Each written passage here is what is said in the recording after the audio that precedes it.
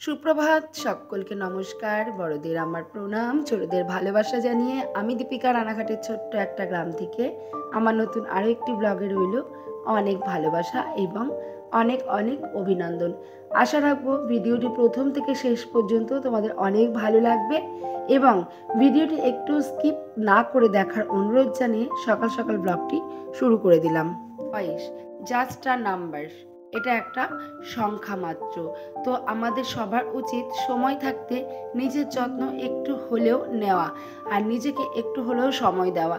আমরা 24 আওয়ার্স আমাদের পরিবারের কথা ভাবি, নিজের জন্য যদি একটা ঘন্টা ভাবি এটাই কিন্তু যথেষ্ট। আর একটা ঘন্টাই পারে আমাদের নিজেদের মনটাকে ভালো রাখতে।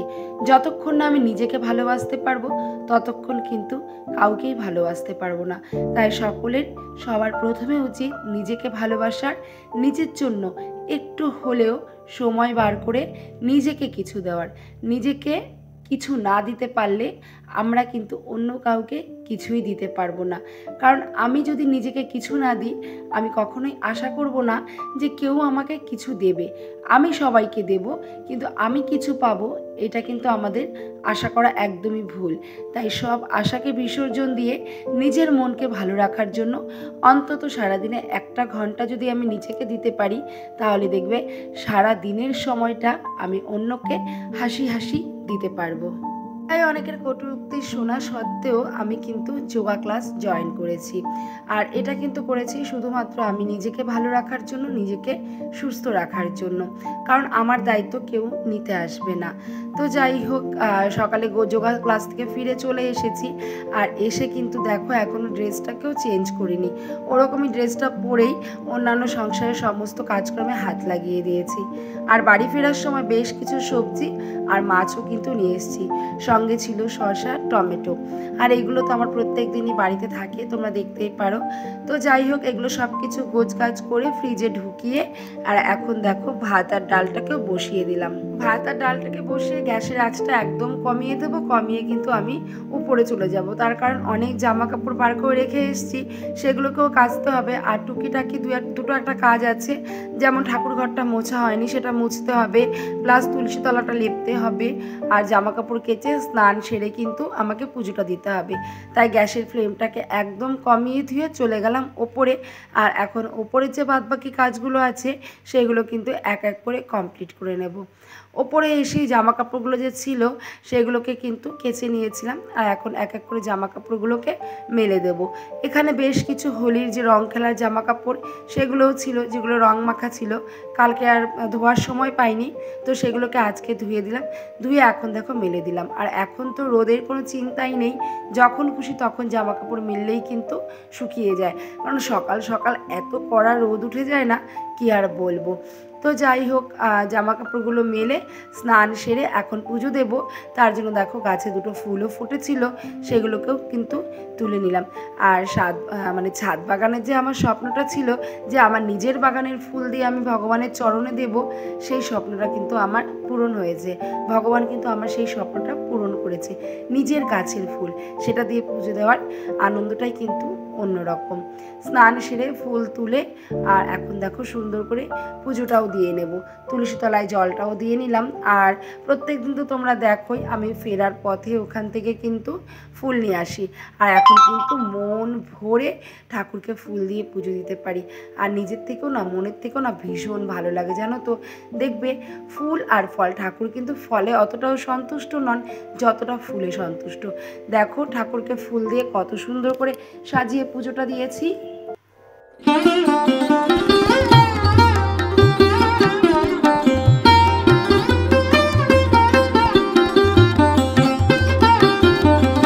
বুদ্ধি আর পরিশ্রম এই দুইকে কিন্তু কেউই কখনো হার মানাতে পারে না। টাকা থাকলেও কিন্তু সবসময় বুদ্ধি আমাদের সঠিকভাবে সঠিক রাস্তা দেখায় না। অনেক সময় কিন্তু অল্প ইনকামেও এবং অল্প টাকাতেও কিন্তু বুদ্ধি দিয়ে এবং পরিশ্রম দিয়ে সংসারটাকে সুন্দরভাবে চালনা করা যায়। স্নান টান সেরে পুজো দিয়ে চলে এসেছি। আর তার আগে এসে কিন্তু আমি ভাতটাও নামিয়ে নিয়েছিলাম, কারণ একবার এসেছিলাম নিচে স্নান টান সেরে পুজো দেওয়ার আগে, এসে দেখি ভাতটা কিন্তু আমার হয়ে গেছে। তো ভাতটাকে উপর দিয়ে, ডালটাও সেদ্ধ হয়ে গেছিলো, ডালের গ্যাসটা নিভিয়ে দিয়েছিলাম। এখন টমেটো দিয়ে ডাল করব। আর এত কিছু কাজ করতে করতে না খুব পরিমাণে খিদে পেয়ে গেছিলো, তাই 2টো বিস্কুট আর 1 গ্লাস জল নিয়ে সেটাকে খেয়ে নিয়েছিলাম। খেয়ে নিয়ে ডাল আর ভাতটা নামিয়ে এখন দেখো চলে এসেছি কলপাড়ে মাছ কাটতে। জ্যেষ্ঠরা কথায় বলেন যে বুদ্ধি থাকলে কেউ ঘর জামাই থাকে না। কথাটা কিন্তু একদমই সত্যি। যাদের বুদ্ধি আছে এবং যাদের মান সম্মান আছে তারা কিন্তু কখনোই ঘর জামাই থাকে না বা থাকতে চায় না। নিজের যতটুকু ইনকাম, নিজের যতটুকু আছে সেটুকু নিয়েই কিন্তু বউ বা সন্তান সবাইকে নিয়ে কিন্তু সুখে শান্তিতে একটা পরিবার তৈরি করে। আর একটা ঘরের গৃহবধূ যদি বুদ্ধিমান হয় এবং পরিশ্রমী হয় এবং তার বুদ্ধি দিয়ে সংসারটাকে চালায়, তাহলে অল্প ইনকামেও কিন্তু অনেক রকমভাবে চলা যায়। আমরা মেয়ে হয়েছি তো কি হয়েছে, আমাদের মধ্যে কি কোনো গুণ থাকতে নেই? একটা মেয়ে ছাড়া কিন্তু সংসারটা সম্পূর্ণই অচল। একটা মেয়ের মধ্যে থাকে হাজারো রকমের গুণ। একটা মেয়ে একটা সংসারের জন্য কখনো হতে হয় ডাক্তার, কখনো হতে হয় নার্স, কখনো শেফ, কখনো ধোপা, এক্সেট্রা এক্সেট্রা।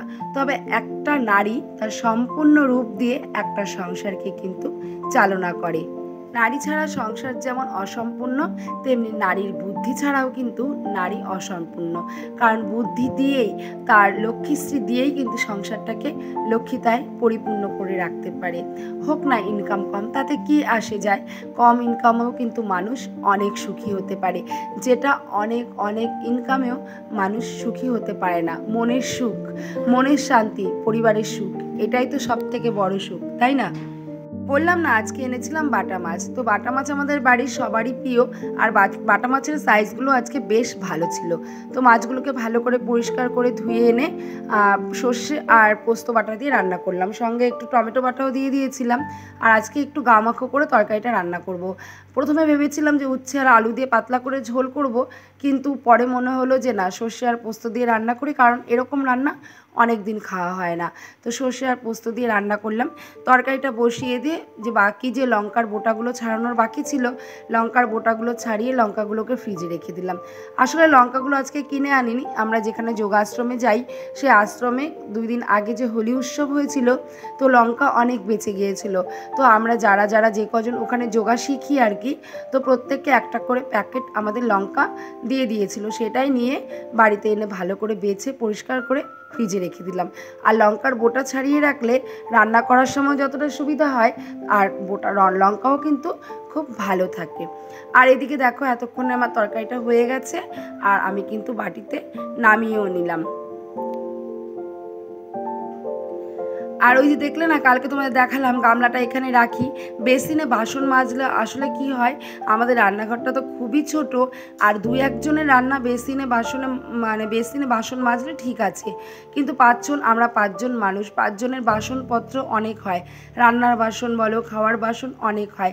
সেক্ষেত্রে বেসিনে মাঝে মাঝে মাঝি না যে একদম সেটা বলবো না, তবে মাঝি, কিন্তু যেদিনই মাঝি না কেন গ্যাস টেবিলটা প্রচণ্ডই নোংরা হয়। আর এইভাবে যদি গামলার মধ্যে রেখে দিয়ে পরবর্তীতে আমি কলপাড়ে নিয়ে মাজি, তাহলে কিন্তু রান্নাঘরটাও অতটাও নোংরা হয় না, থালা বাসনগুলো এক জায়গায় গোছানো থাকে, সময় সুযোগ বুঝে কিন্তু আমি বাসনগুলোকে ধুয়ে নিতে পারি। তারপর ভালো করে গ্যাসটা মুছে সিঙ্কটাকেও ভালো করে পরিষ্কার করে নিলাম। আর ওদিকে বাসনগুলোও কিন্তু অফ ক্যামেরাতে মেজে নিয়েছিলাম। রান্না বান্না স্নান পুজো সব কমপ্লিট, বাকি ছিল বিছানা গোছানো। তো এখন বিছানাটা গুছিয়ে নিচ্ছি। আর আমাদের বাড়িতে এখন অন্বেষার পরীক্ষা শেষ, তাই পড়াশোনার অতটাও চাপ নেই, বিছানাটা পরিষ্কারই থাকে। তো যাই হোক, বিছানাটা তুলে নিলাম, ভালো করে ঝেড়ে ঝুড়ে নিয়ে এখন দেখো একটু রেডি হয়ে নিলাম, একটু বেরোবো। কোথায় যাচ্ছি অবশ্যই তোমাদের জানাবো। তার আগে বলে দিই আমাদের মেয়েদের কথা, এর আগে একটা কথা বললাম আমি তোমাদের, যে বয়স জাস্ট আ নাম্বার, বয়স একটা সংখ্যা মাত্র। আমাদের একটা বয়সে হয়তো অনেক স্বপ্ন পূরণ হয় না, তবে আমরা যদি ইচ্ছা করি আর আমাদের মধ্যে যদি ইচ্ছা শক্তি থাকে, কখনো না কখনো আমরা সেই ইচ্ছা শক্তিটাকে প্রয়োগ করে নিজেদের স্বপ্নগুলোকে কিন্তু পূরণ করতে পারি। মধ্যবিত্ত সংসার হোক আর অতি দিন আনা দিন খাওয়া দিন দরিদ্র সংসার হোক না কেন, স্বপ্ন কিন্তু আমরা সবাই দেখতে ভালোবাসি। বিশেষ করে মধ্যবিত্ত ঘরের বউরা আমরা খুব পরিমাণে স্বপ্ন দেখি, না পূরণ করতে পারি বা না পারি, ঠিক তেমনই আমি একটা মধ্যবিত্ত ঘরের গৃহবধূ হয়ে খুব বড় বড় স্বপ্ন দেখি। তবে জানি না স্বপ্নগুলো কখনো পূরণ করতে পারবো কি না, তবে দেখি এবং চেষ্টাও করি সেই স্বপ্নগুলোকে পূরণ করার। তো দেখো আমি একটা ডায়েরি নিয়ে নিয়েছি এবং রেডি হয়ে নিয়েছি, দেখতেই পাচ্ছ। আমি যাচ্ছি আবৃত্তি ক্লাসে। এই বয়সে এসে আবৃত্তি শেখার জন্য অনেকের কাছে কিন্তু অনেক বাজে মন্তব্য এবং খারাপ মন্তব্য আমাকে শুনতে হয়, কিন্তু সেই সব কিছুকে উপেক্ষা করে আমি ছুটলাম আমার নিজের গন্তব্যে এবং এই গন্তব্যে আমি নিজে জয়ী হতে চাই এবং গন্তব্যের শেষ সীমানায় পৌঁছতে চাই। তোমরা আমাকে আশীর্বাদ করো, ভালোবেসো। সমাজের কটু উক্তি, কটু নজর আমাদের মধ্যে থাকবেই, তবুও সেই নজরকে উপেক্ষা করে উচিত আমাদের এগিয়ে চলা। আমরা মেয়ে, আমরা পারি না এমন কোনো কাজ নেই। তবে মেয়েদের একটা কাজ সফলতা পেতে গেলে অনেক পরিমাণ লড়াই করতে হয়। তো সেই লড়াইয়ে আমি সামিল হয়েছি। জানি না কখনো সফল হতে পারবো কি না, তবে চেষ্টা করব সফল হওয়ার। তো দেখো ওখান থেকে চলে আসলাম, প্রচণ্ড পরিমাণে গরম আর রাস্তায় খুব পরিমাণে রোদ। আর ওই যে বললাম নিজেকে একটু সময় দাও, নিজেকে ভালোবাসো। বাড়িতে এসে একটু শশার জুস করে নিলাম আর তার সঙ্গে দিয়ে দিয়েছিলাম একটু পাতিলেবু। এটা খেয়ে শরীরটা একটু রিল্যাক্স ফিল করে তারপরে লেগে গেছিলাম আবারও সংসারের কাজবাজে। সংসার, বাইরে, ঘর, বাইরে, সংসার, নিজের স্বপ্ন সব কিছুকে পূরণ করার তাগিদেই আমার হয়তো জন্ম। তো চলো আজকের ব্লগটা এখানেই রাখবো। যদি ভালো লাগে আমাকে ভালোবেসে একটা লাইক করে দিও, একটা কমেন্ট করো। আর যদি নতুন বন্ধু কেউ দেখে থাকো তাহলে কিন্তু চ্যানেলটাকে অবশ্যই সাবস্ক্রাইব করে পাশে থেকো। তো আজকের ভিডিওটা আমি এখানেই রাখবো। এখানে দেখো আমি শশার জুসটা খেয়ে তারপরে কিন্তু না অনেকটা সময় একটু রেস্ট নিয়েছিলাম, একটু ঘুমিয়ে নিয়েছিলাম। আর ঘুম থেকে উঠে কিন্তু তারপর আবার মেশিনের কাজে লেগে গিয়েছিলাম। আর এইভাবেই কিন্তু আমি বুদ্ধি করে কঠিন পরিশ্রম দিয়ে মেশিন, ঘর, বাইরে, নিজের স্বপ্ন সব এক হাতে তালে তাল মিলিয়ে সামাল দিয়ে চলেছি। বলুক না কেউ খারাপ কথা, তাতে কান দেব না। তাতে কান না দিয়ে নিজের গন্তব্যে পৌঁছানোর জন্য আপ্রাণ চেষ্টা করে যাব। জয়ী হতে পারি বা না পারি, চেষ্টা মানুষকে অনেক দূর এগিয়ে নিয়ে যেতে পারে। চেষ্টা করতে তো আর কোনো দোষ নেই। তো সেই চেষ্টাটাই আমি করে যাব এবং করছি এবং ভবিষ্যতেও করে যাব। তো চলো আজকে এখানেই। ওই কালকে সকালে যোগা ক্লাসে যেতে হবে। চুড়িদারটা খুবই নোংরা হয়েছিল, তাই চুড়িদারটাকে ভালো করে কেচে কুচে দিচ্ছি। আর কেচে দেওয়ার পরে কিন্তু কেচে দেওয়ার পরপরই সন্ধ্যা লেগে গেছিলো। তারপরে কিন্তু গা হাত পা ধুয়ে সন্ধ্যা পুজো দিয়ে রাতের খাবার দাবার করে নিয়েছিলাম। তো এখনকার মতো এখানেই। সবাই ভালো থেকো, সবাই সুস্থ থেকো, টাটা।